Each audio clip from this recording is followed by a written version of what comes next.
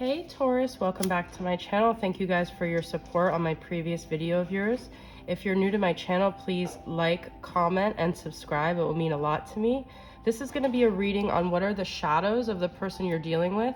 This could also be for cross watchers watching for Taurus. So let's see what's going on with the shadow energy around Taurus and the person that they're dealing with. What are the shadows? I'm starting off with this Muse Tarot.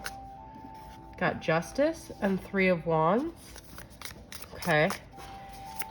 This is a Libra energy. This is a karmic energy.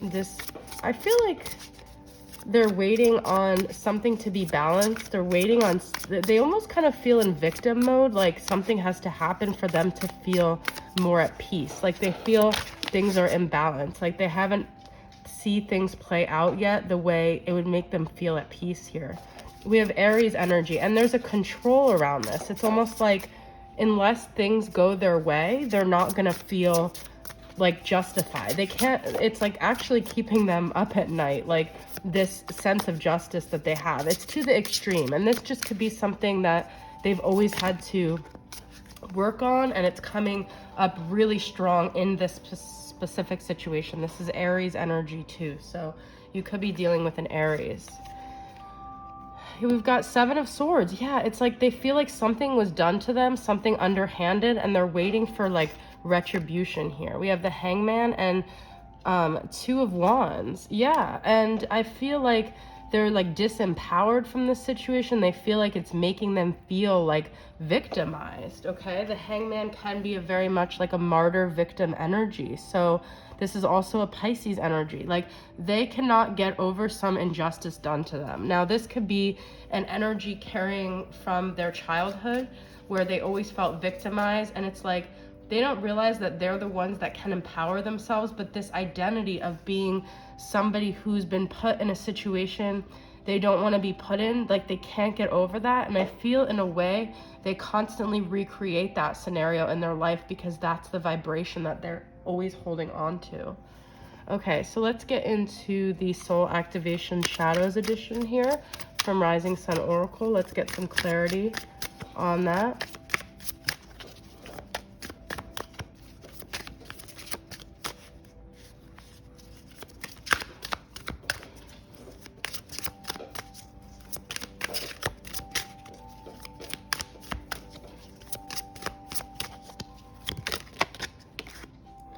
Passive, you know, and that's the other thing. It's like I feel like they don't show people how much they're passionate about this. So it's like this Libra energy of acting passive but really wanting that justice, okay? Because Libra can sometimes be in that energy. So you could be dealing with a Libra here, but they don't really show the world how passionate about this justice they are. But then that leads more to that victim mentality. And then we've got guilt. And we've got shy. Yeah, this person has a hard time asserting their needs, so then things happen to them, then they feel victimized, then they feel guilty because they didn't say what they wanted to say, and it's just like this constant theme. So I feel like this person is very much like at war with themselves, okay?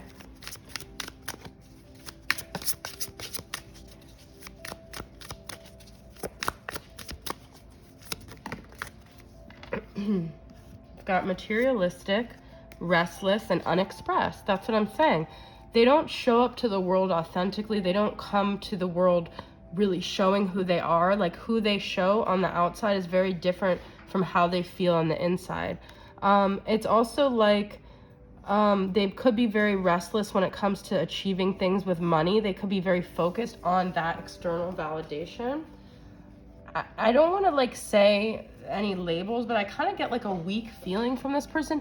I don't feel like their soul is weak, but I feel like they never mastered tools to really navigate their life in a way that they're able to empower. They may not have had like you know, strong caregiver roles in their life growing up, and I just feel like they have a lot of restlessness within them, and they could very much focus on money. That could be, it's almost like, I'm thinking of a character from a show, but most people probably don't watch it. You know who I'm thinking of is this character, Ted, in Queer as Folk. He's like an accountant, and he's really good when it comes to like finances and structured things and, you know, stuff like that. But he's very insecure. And I feel like that's what it is like they could be like a lawyer or an accountant, something that's very practical, that's very easy to navigate when it doesn't come to emotions. But when it comes to their expressing themselves and showing up authentically in their life, they're very lost. They're not empowered. They feel very weak. Okay. All right. So I'm going to use the Soul Food Oracle from Rising Sun Oracle. What are some other energies here? Taurus. Inspired, salad. Courage inspires me to exceed all expectations. That's what this person needs, is courage. They need something vibrant and colorful in their life to inspire them.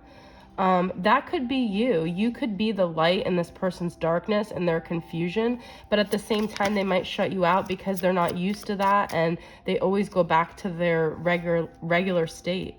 Cheesecake, discreet. I am known to break the rules.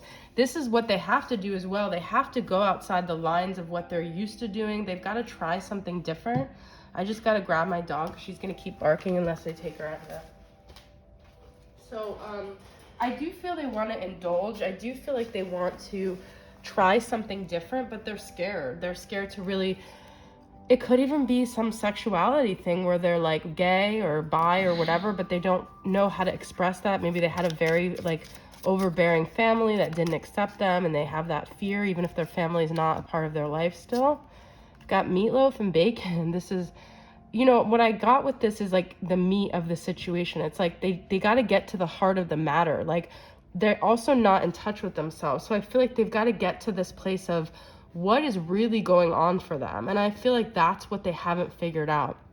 It says, give me some room to vent, which is the unexpressed, and family. Their family has a huge influence on how they navigate their life still, even if their family is not a part of their life anymore, okay? But those family structures and those family rules are very much still influencing how they behave in their life.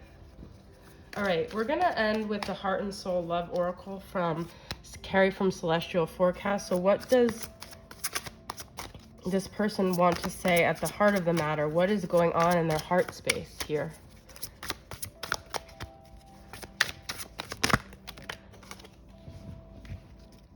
Fulfilled and Prism. I've spent way too much time saturating myself in sadness over losing you. I couldn't rush my healing. I had to be patient, be gentle and kind with myself, to cry, to feel the pain, fall into my knees in prayer and find that glimmer of hope in the prism of my heart. I'm back. I also look at these are both rainbows. I'm telling you, there's something about sexuality here, or something about like them finding their joy, finding their happiness, finding themselves. Somehow the universe knew I was unfulfilled, something missing in my life, but I always tried to hide the pain through a tough exterior that covered such vulnerability. When we met, I was empty. My cup is now overflowing. You've shown them this whole new world, but I feel like it's up to them to have the confidence to pursue it, okay? This could very much be like a homosexual dynamic, or I don't know, but I feel like there's something that they need to color outside the lines in order for them to be happy, and that's going to require courage, okay? All right, guys, so that's your reading. I hope it resonated, Taurus. Thanks for tuning in. I'll see you guys next time. Bye.